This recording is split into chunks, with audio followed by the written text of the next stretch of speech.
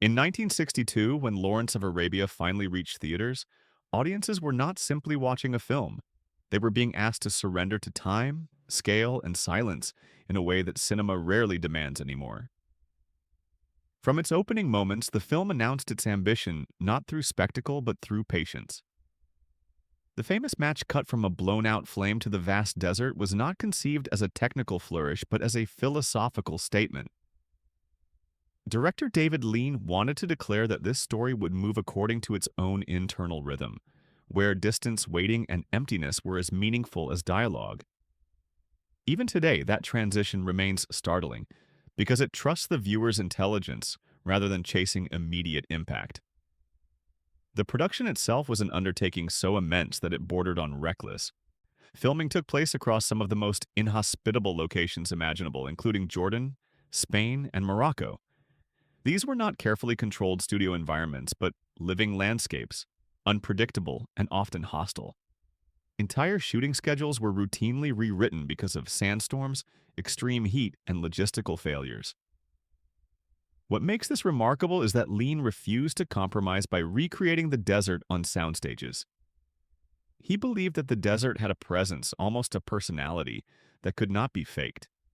That insistence on authenticity is one of the reasons the film still feels physically real rather than theatrical. Casting Peter O'Toole was itself a gamble that nearly derailed the project.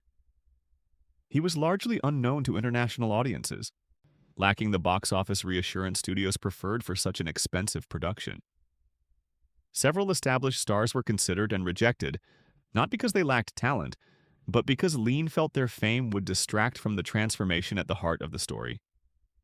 O'Toole's angular features, pale eyes, and almost ethereal presence allowed him to appear both fragile and commanding, an essential contradiction for portraying T.E. Lawrence. On screen, he does not dominate space through force, he occupies it through will. O'Toole's performance was shaped by physical hardship as much as by acting craft. He endured relentless sun exposure, dehydration, and exhaustion, conditions that subtly altered his demeanor over the course of filming. Rather than resisting these changes, Lean incorporated them into the character's arc. Lawrence's gradual unraveling feels convincing, because it is mirrored by genuine fatigue. This fusion of actor and environment is one of the film's least discussed achievements, yet it is central to its psychological realism. One of the most surprising creative decisions was the deliberate restraint shown in depicting large-scale action. Battles are often preceded by long stretches of anticipation, where the camera lingers on faces, sand, and silence. When violence finally erupts, it is brief, chaotic, and emotionally unsettling. Lean was not interested in glorifying warfare. He wanted to expose its seduction and its cost. This approach was radical at a time when epic films often celebrated conquest without reflection. Today, the film's moral ambiguity feels strikingly modern. The desert itself was treated as more than a backdrop. Cinematographer Freddie Young used wide lenses and careful composition to emphasize human insignificance against overwhelming space. Characters are frequently framed as small figures swallowed by the horizon, reinforcing themes of isolation and hubris. Achieving these shots required extraordinary technical discipline, as exposure had to be balanced carefully to preserve detail in both sky and sand. The result is imagery that feels monumental without relying on artificial enhancement, a feat that remains difficult even with contemporary technology. Sound design played an equally important role in shaping the film's emotional texture. Long passages unfold with minimal dialogue, allowing wind, footsteps, and distant echoes to dominate. Maurice Jarre's score enters sparingly, often swelling not at moments of triumph, but at points of introspection or moral tension. This selective use of music gives it unusual power. When the theme returns, it feels earned, not imposed, guiding emotion rather than dictating it. Historically, the film takes liberties that have fueled debate for decades, yet these choices were intentional rather than careless. Lean and screenwriter Robert Bolt were less interested in factual precision than in exploring the psychology of myth-making. Lawrence is portrayed not as a stable hero, but as a man increasingly seduced by his own legend. This focus transforms the narrative into a meditation on identity, where personal conviction blurs into self-delusion. That thematic depth is one reason the film continues to invite reinterpretation rather than closure. One lesser-known aspect of the production involves the sheer physical risk endured by the crew. Stunt work was performed with minimal safety measures by modern standards. Accidents were frequent, some serious, yet filming continued with a stoicism that reflected the era's approach to epic filmmaking. These conditions contributed to the raw intensity visible on screen, but they also underscore how much was sacrificed in pursuit of cinematic grandeur. The reception of Lawrence of Arabia upon release was marked by a sense of awe tempered by confusion. Some viewers were unsettled by its refusal to provide a clear moral resolution. Lawrence does not emerge purified or redeemed. He is diminished, haunted, and disillusioned. This ending challenged conventional expectations, particularly for audiences accustomed to heroic narratives that rewarded perseverance with clarity. Over time, however, this ambiguity became one of the film's defining strengths. What is perhaps most extraordinary is how the film's scale serves intimacy rather than spectacle. Despite its vast landscapes and sweeping movements, the story remains intensely focused on inner conflict. Close-ups of O'Toole's face, often isolated against endless sand, invite the audience into moments of doubt and self-examination. The desert magnifies these emotions rather than overshadowing them, turning geography into psychology. Even more than 60 years later, Lawrence of Arabia endures not because it is grand, but because it is searching. It does not present history as a series of victories, but as a terrain shaped by ambition, misunderstanding, and consequence. In its silence, its distance, and its refusal to simplify, the film offers something increasingly rare, an invitation to contemplate rather than consume. And it is within that contemplative space that its true power continues to unfold. As the film advanced into its middle movements, Lawrence of Arabia began to reveal a second layer of ambition, one that extended beyond geography and spectacle into the mechanics of perception itself. David Lean was not merely telling a story about a man in the desert. He was exploring how identity is shaped by environment, power, and belief. This thematic pursuit influenced countless decisions during production, many of them invisible to casual viewers, yet vital to the film's enduring resonance. One of the most technically daring sequences involves the long approach of Sharif Ali across the shimmering horizon, a figure slowly materializing from what initially appears to be empty space. This moment was not created through optical tricks or post-production effects.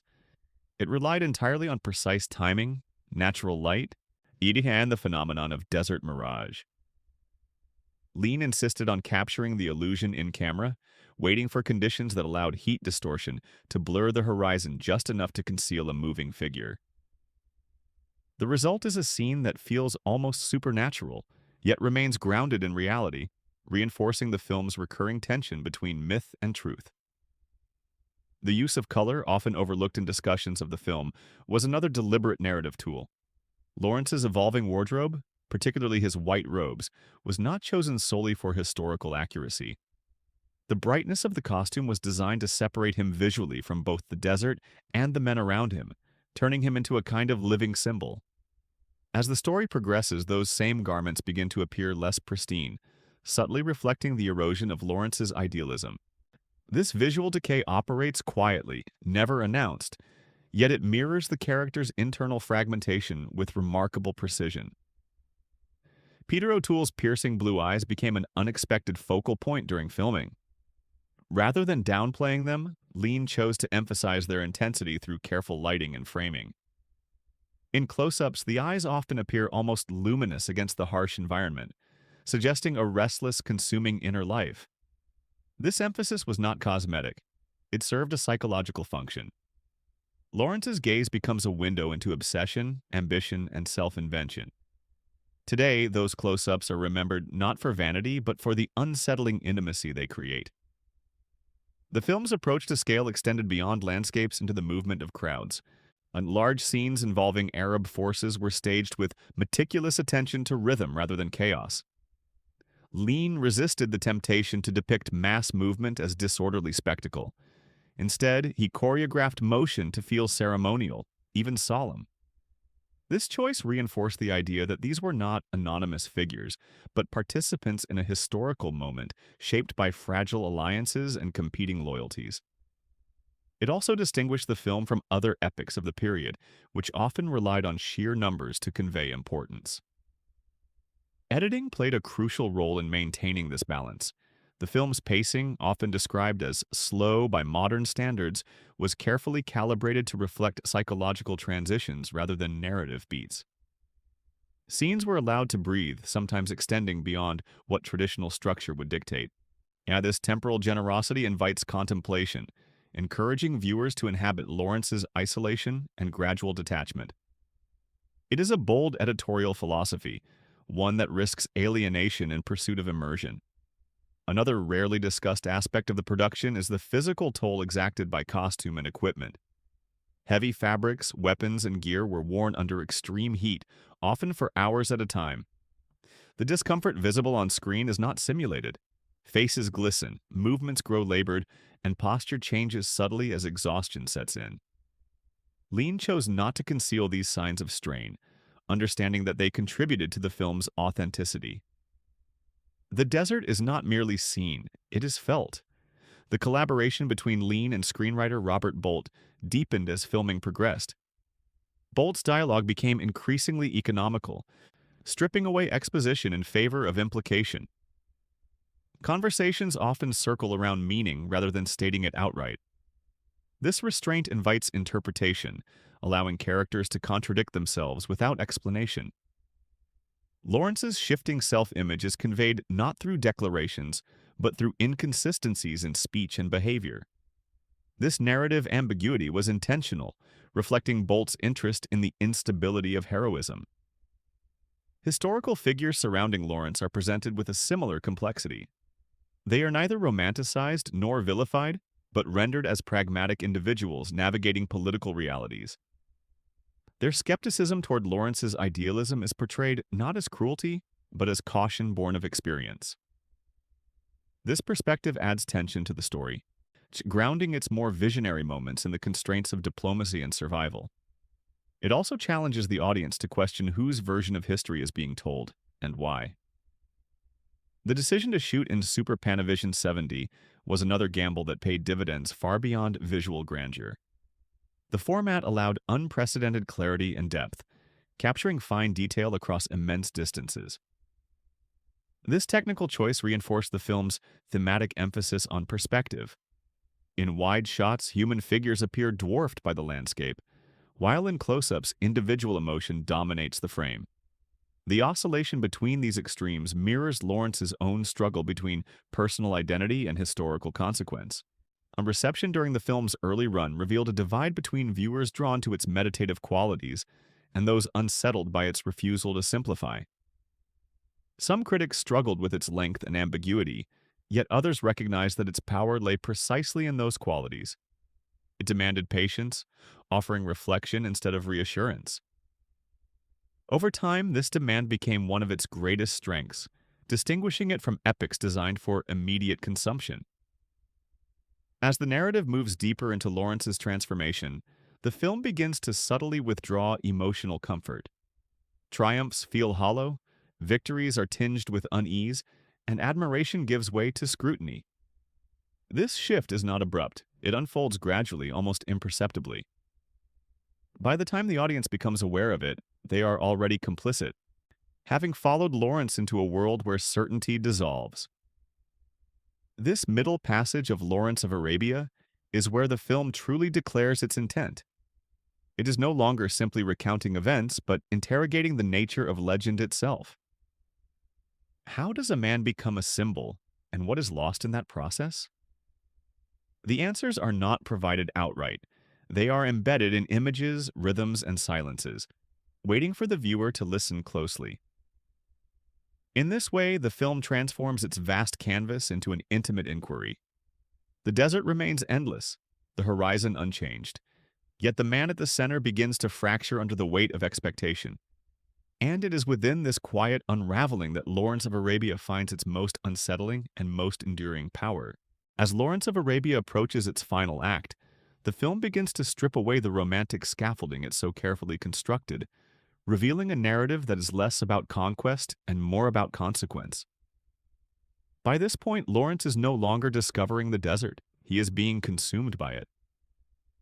David Lean deliberately alters the emotional temperature of the film here, not through spectacle but through disquiet. The vast spaces remain, but they no longer feel liberating. They feel isolating, even accusatory, as if the land itself is bearing witness to the cost of ambition. One of the most unsettling developments in this final section is the shift in Lawrence's relationship with violence. Earlier acts framed conflict as strategic and symbolic, a means toward unity or purpose. Now, violence becomes intimate and morally corrosive. Lean stages these moments without heroic framing, often denying the audience the visual clarity that would make them comfortable. The camera does not celebrate action. It observes it with distance, forcing viewers to confront discomfort rather than exhilaration. This refusal to aestheticize brutality was deeply unconventional for epic cinema of the period. Lawrence's psychological fragmentation is conveyed through increasingly subtle means. His posture stiffens, his expressions grow harder, and his moments of introspection become rarer. Dialogue that once carried curiosity now carries irony or detachment. The transformation is not announced, it is inferred. Lean trusted the audience to recognize that the man who once sought meaning in the desert is now struggling to recognize himself within it. And this quiet unraveling is far more disturbing than any overt breakdown could have been.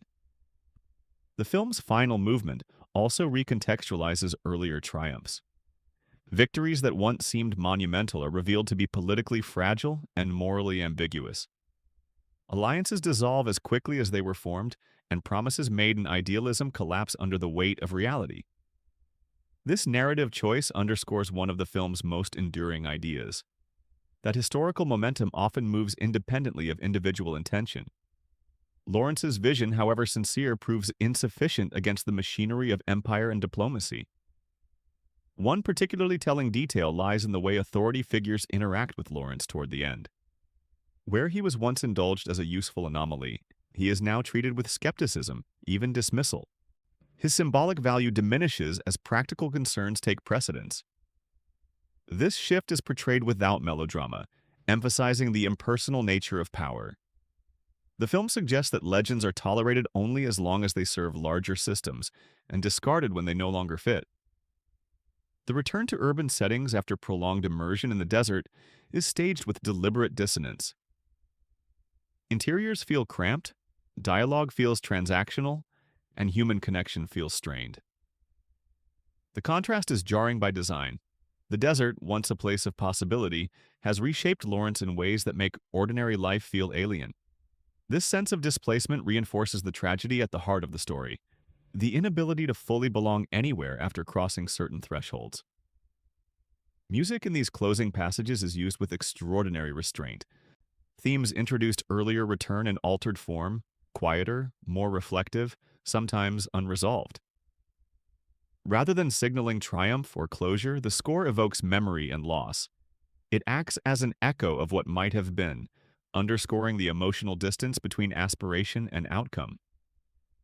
This musical ambiguity leaves the audience suspended, mirroring Lawrence's own unresolved state. The final scenes resist catharsis. There is no sweeping resolution, no emotional release designed to reassure. Instead, the film closes on ambiguity, allowing silence and distance to linger. Lawrence's departure feels less like an ending than an erasure, as if history itself is quietly moving on. This refusal to offer comfort is one of the film's boldest choices, challenging viewers to sit with complexity rather than seek closure.